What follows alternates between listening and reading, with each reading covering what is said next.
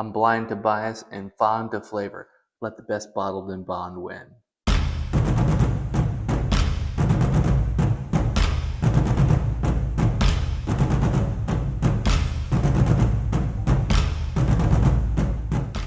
Today I'm excited to bring you another epic showdown. This one is to be shaken, not stirred. What do you say? Yeah, you guessed it. Bond. Bottled in bond. First up on the list, straight from Kentucky, Henry McKenna 10. This is a 10-year whiskey, getting ready for a knockdown drac out all the way from California. You guessed it, Redwood Empire's Grizzly Beast. This one clocks in at a young 5 years, so this one is double the senior. But don't let that 5-year age statement fool you. You never know who's going to win. Everything by Redwood Empire has been just a fantastic pour. I'm excited to see these two go head to head. Also, another one, 6 years all the way from Bardstown, Kentucky. We've got Bottled in Bond Origin Series, the black label.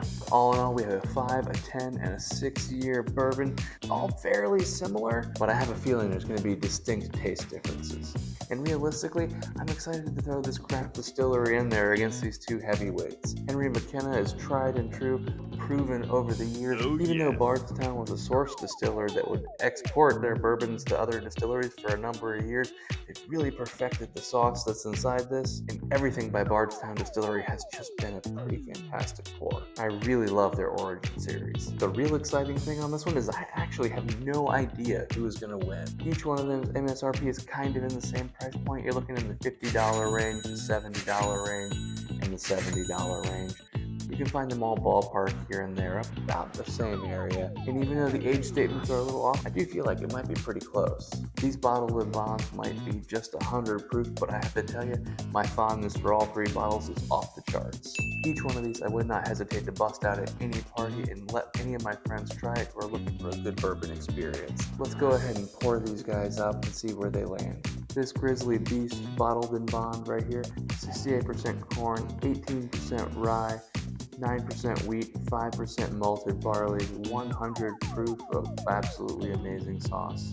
Bardstown Origin Series bottled in bond, 50% alcohol by volume, duh, because it's 100 proof, 68% corn, 20% wheat, 12% malted barley, and some pretty fantastic art on the bottle to boot.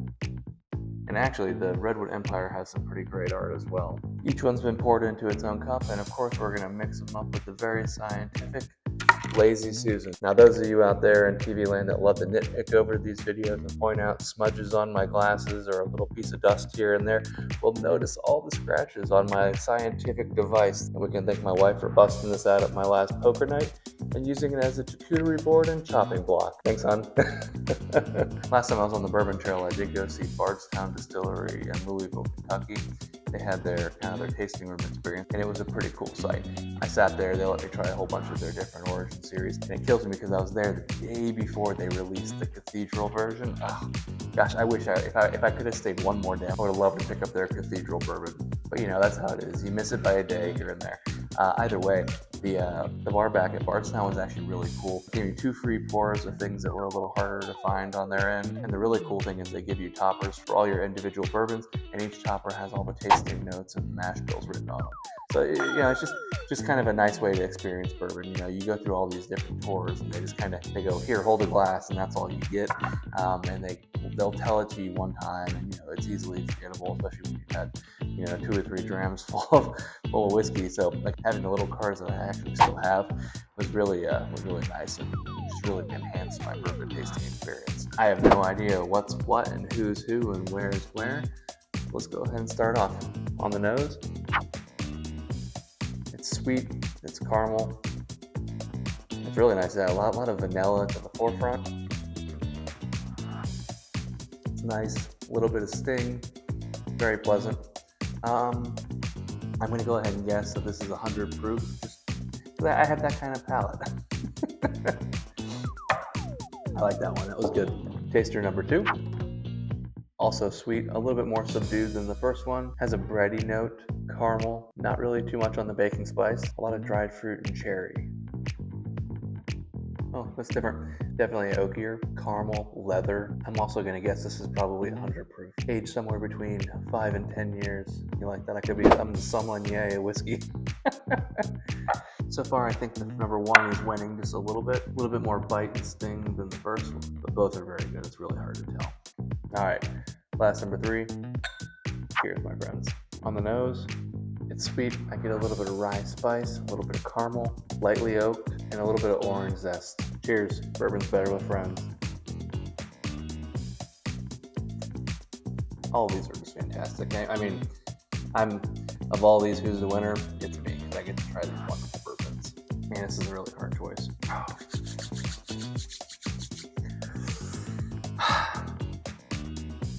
How do you even choose for these? These are all fantastic.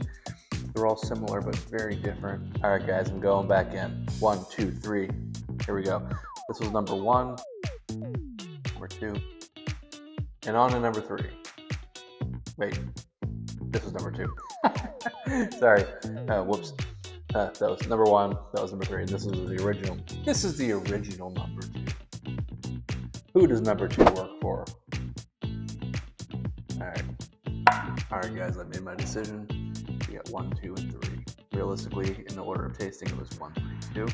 I mean, these are all fantastic. Honestly, it's just liquid sunshine in a glass. All right, are you guys ready? In third place, we've got Bardstown. Man, I don't even know. Like, I really had no expectations, but I mean, Bardstown's always a great sipper, and it's still good. I love Bardstown. You're not going to go wrong with Bardstown.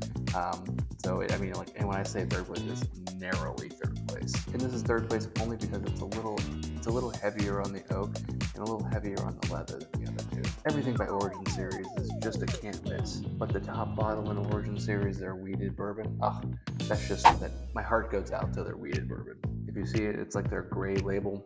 Snatch it up before it's gone. And I think it's only like $50 as well. So, all right, number 2. Let's see what we got.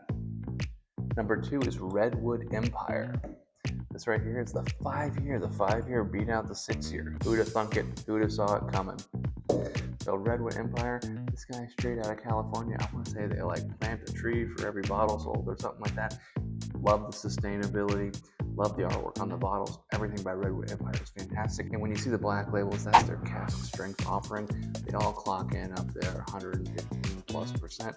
They are just fantastic. I have a black label sitting on my bar at all times and one in my office. And when people tell me that they like cask strength pour, I push them right towards that black label or that larceny barrel proof. Redwood Empire for number 2, which means the number 1, yep, that's Henry McKenna 10. I guess the 10-year beat out the other younger bourbons. I mean, go figure. Honestly though, like I have probably had the least experience with Henry McKenna 10 of all of these other bourbons. Funny enough, this bottle actually sat in my bar for at least a year. I don't even know when I got this. Barreled on 12/18/13. That means I bought it in 2023 and it is now 2025. I literally slept on this bottle for years. You know, you just can't go wrong with Henry McKenna 10. It's a great pour. This is an old name in bourbon that a lot of people don't know about. So there you have it for this blind bourbon battle. Henry McKenna 10 reigns supreme. Guys, if you're at a store and you see this, pick it up without a second thought. Share it with your friends because a bourbon this good turns ordinary moments into extraordinary memories. Everybody, bourbon's better with friends. Cheers. Damn, that's good.